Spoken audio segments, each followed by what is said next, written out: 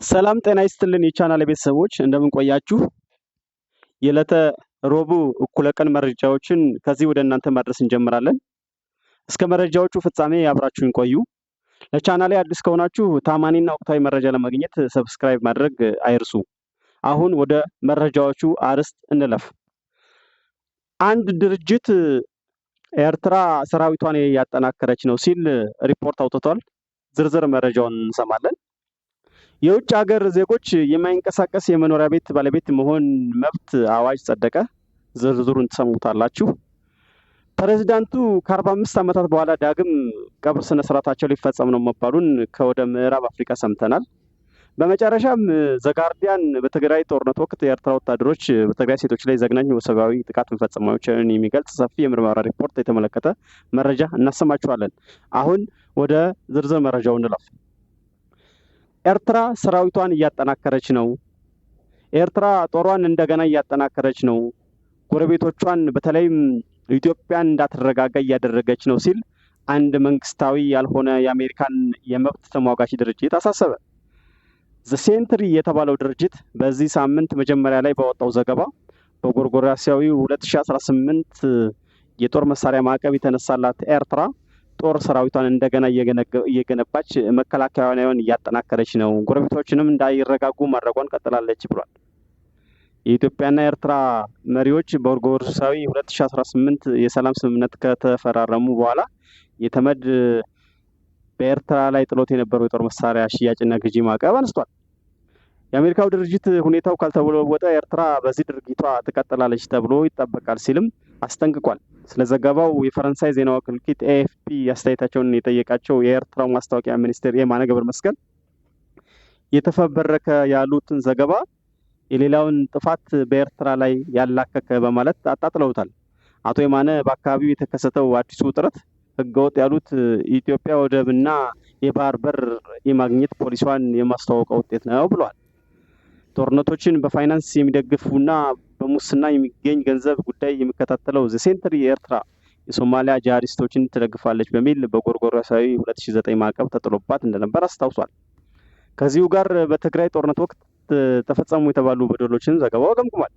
የአፍሪካ ህብረት እንዳለው ኤርትራም ትሳተፍበታለች በሚለው በሰሜን የኢትዮጵያ ጦርነት ቢያንስ 600 ሺህ ሰዎች ህይወታቸውን ማጣታቸውን ዘገባው አስረድቶታል። የመረጃው ባለቤት ዲደብሊው አማሪክ ነው። ወደ ቀጣይ መረጃ ስናልፍ የውጭ ሀገር ዜጎች የማይንቀሳቀስ የመኖሪያ ቤት ባለቤት የመሆን መብት አዋጅ ጸድቋል። አስተያየት ሰጪዎች ግን የቤት ዋጋን የማይቀመስ ያደርገዋል ሲሉ ይዳመጣሉ። የህዝብ ተወካዮች ምክር ቤት የውጭ ሀገር ዜጎች የማይንቀሳቀስ የመኖሪያ ቤት ባለቤት የመሆን መብት አዋጅን አጸደቀ። በምክር ቤቱ የከተማ መሰረተ ልማትና ትራንስፖርት ጉዳዮች ቋሚ ኮሚቴ በአዋጁ ዙሪያ ከምክር ቤቱ አባላት ለቀረቡለት ጥያቄ ምላሽና ማብራሪያ ሰጥቷል። መሬት የመንግስትና የህዝብ እንደመሆኑ ለኢንቨስትመንት የሚመጡ ዜጎች መሬቱን የመሸጥ እና የመለወጥ መብት የላቸውም ብለዋል።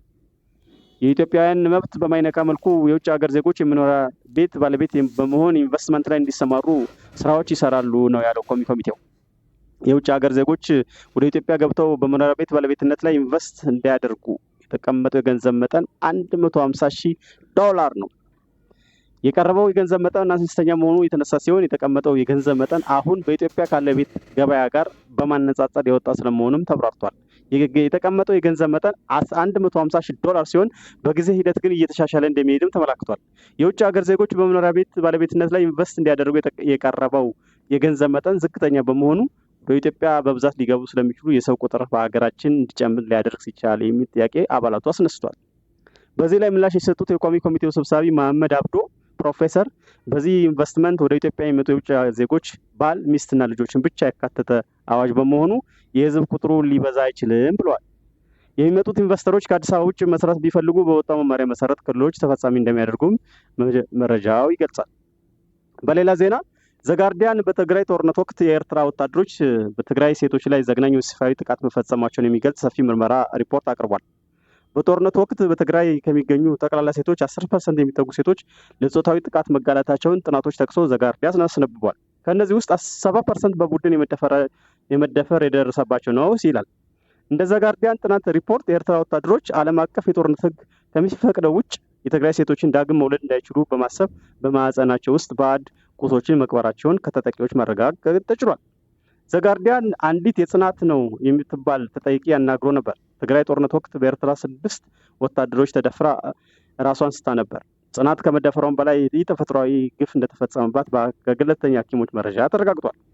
በኤርትራ ወታደሮች የትግራይና ሴቶች ማዕፀን ፍሬ እንዳያፈራ የሚያደርጉ ቁሳቁሶች በሴትነት ገላዋ በኩል ወደ ማዕፀን እንዲገባ ተደርጓል።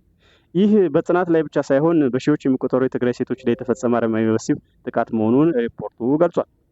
በመጨረሻም ፕሬዝዳንቱ ከ45 ዓመታት በኋላ ዳግም ቀብር ስነስርዓታቸው ሊፈጸም ነው የሚል መረጃ ደርሶናል። የላይቤሪያው ቀድሞ ፕሬዝዳንት ዊሊያም ቶልባርት በመፈንቅለ መንግስት ወቅት ከተገደሉ ከ45 ዓመታት በኋላ አስክሬናቸው በጅምላ መቃብር ውስጥ ተጥሏል ተብሎ በመገመቱ ምሳሌያዊ የቀብር ስነስርዓት ሊደረግላቸው ነው መባሉን ሰምተናል። በመፈንቅለ መንግስቱ ወቅት ፕሬዝዳንቱ ከተገደሉ ከ10 ቀናት በኋላ 13 የካቢኔ አባሎቻቸው በጥይት ተመትተው ተገድለዋል። ፕሬዝዳንቱን ጨምሮ የ14ቱም ሰዎች አስክሬኖች ባይገኙም ከ45 ዓመታት በኋላ የሀገሪቱ ፕሬዝዳንት ጆሴፍ ቦአካይ እና ሌሎች ከፍተኛ ባለስልጣናት በተገኙበት መንግስታዊ የቀብር ስነስርዓት ሊደረጋቸው መሆኑን ተሰምቷል። ዝግጅቱ ሀገሪቱ ከቅርብ ጊዜ ወዲህ ከነበረችበት ሁከትና ብጥብጥ እርቅ የምትፈጥርበት ሂደት አካል በመሆኑ ቢቢሲ አፍሪካ ዘገባ ቀርቧል። አድማጭ ተመልካቾቻችን ለሰዓቱ የነበሩ መረጃዎች እነዚህ ነበሩ። መረጃዎችን ላይክ፣ ሼር በማድረግ አብሮነታችሁን አረጋግጡልን። መልካም ቆይታ ይሁንላችሁ። ቻው